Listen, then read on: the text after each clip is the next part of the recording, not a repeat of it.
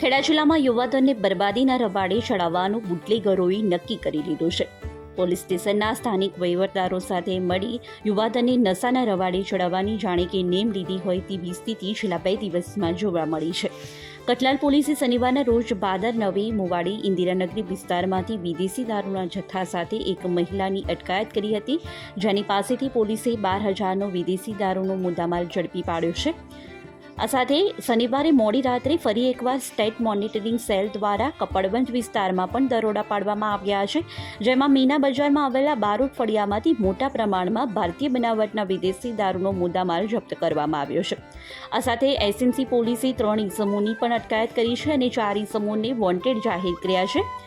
સ્થળ પરથી પોલીસે વિદેશી દારૂની નાની મોટી બોટલો સહિત કુલ ₹4,99,000નો વિદેશી દારૂનો જથ્થો જપ્ત કર્યો છે.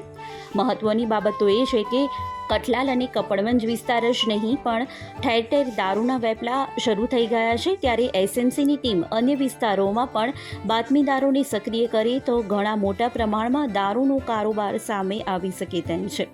સૂત્રો પાસેથી પ્રાપ્ત માહિતી મુજબ નડિયાદના ફતેપુરા રોડ પરથી એસએમસીની ટીમે જે દેશી દારૂનું કારખાનું ઝડપી પાડ્યું હતું તે પણ તાજેતરમાં ફરીથી સક્રિય થયું છે. જે ઉપરાંત નડિયાદના આસપાસના વિસ્તારોમાં દેશી દારૂનો વેપલો પણ મોટા પ્રમાણમાં ફેલાયો છે, જેના પર લગામ કસવામાં નહીં આવે તો ખેડા જિલ્લામાં યુવાધનને બરબાદ થતાં કોઈ નહીં રોકી શકે.